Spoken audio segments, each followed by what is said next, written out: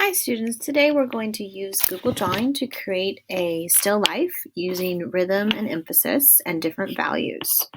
Okay, and on the screen we have two different examples. We've looked at the Cezanne here in class a few times, and then this is a student example.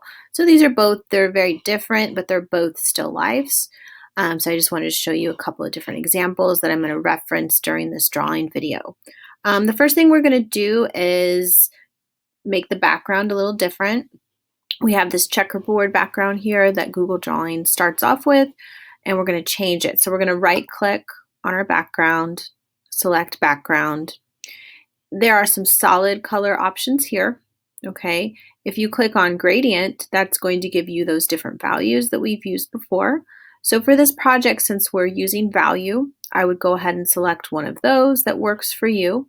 And you can see here that we have a lighter blue in the middle, and it gets darker and darker as it goes outside.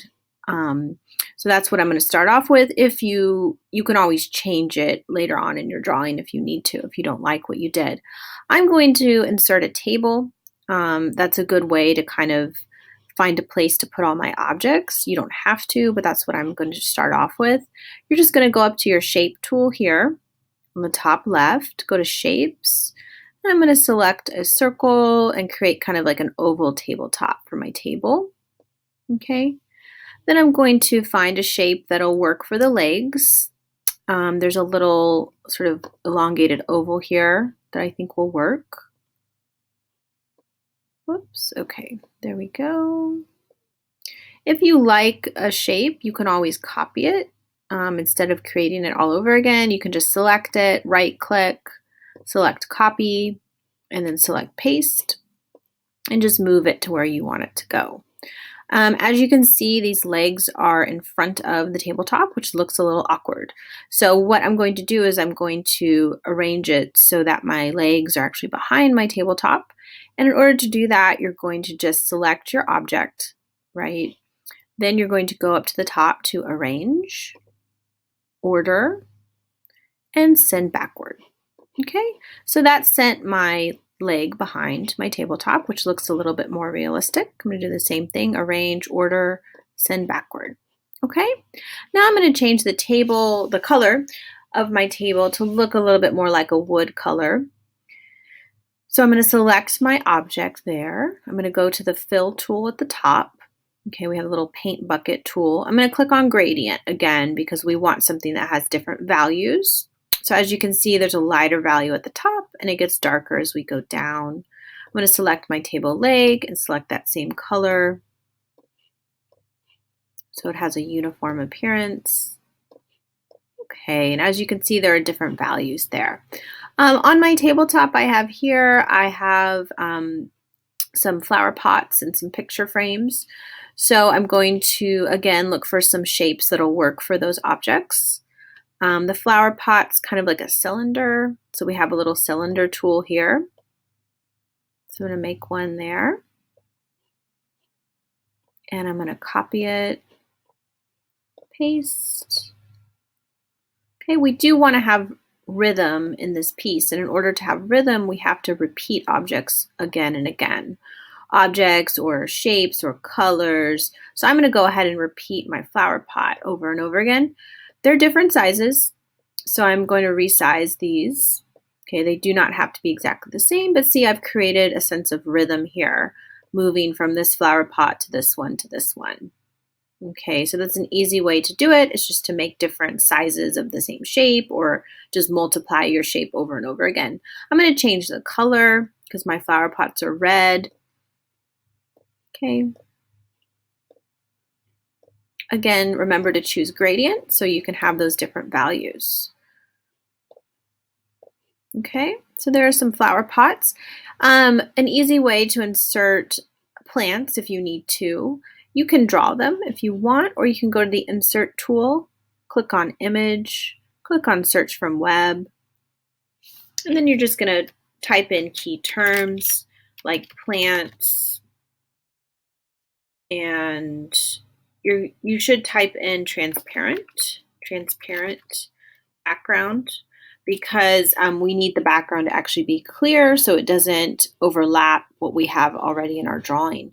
So I'm going to choose this plant here, insert. Okay, it's usually going to be fairly large, so you may need to resize it a little bit. Okay, put it in your flower pot. I'm going to go find another one. Search from web. Remember to put in transparent or transparent background so that your options will be clear in the background and they won't overlap what you've already drawn. Okay, I'm going to resize it and put it into my little pot here.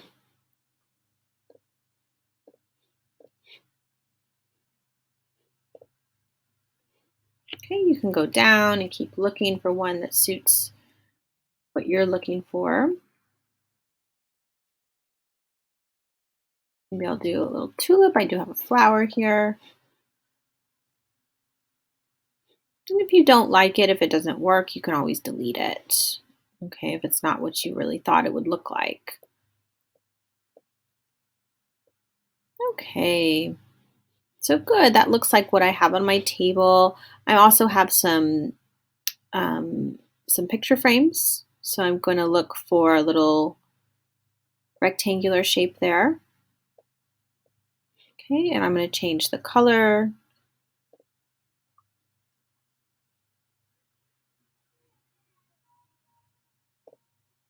My picture frame's blue, so I'm going to change it to a blue color. Okay, I have some windows here, so I'm going to create some shapes that look like windows in the background.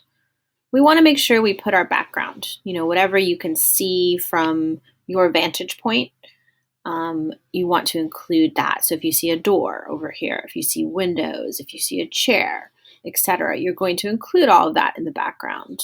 Okay, so you can just go to your shape tools. You can also use the line tools to draw things. The line tools up here.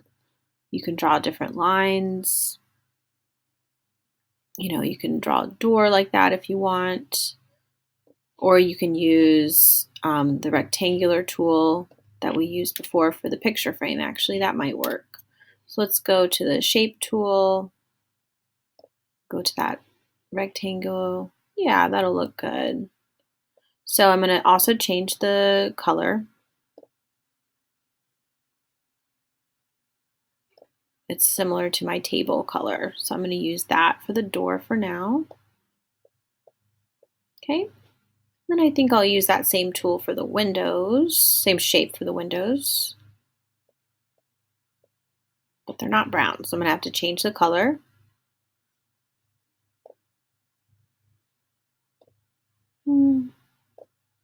Okay, I think that'll work. I'm going to copy that because my windows are the same size. Paste. Okay, so this is just an easy way to create a still life with rhythm, emphasis, and value. So make sure you repeat some objects or some colors over and over again to create rhythm. Make sure you choose an area of your composition that you want to emphasize or draw focus to. Okay, and make sure you're using some different values with your gradient tools. And I look forward to seeing your projects.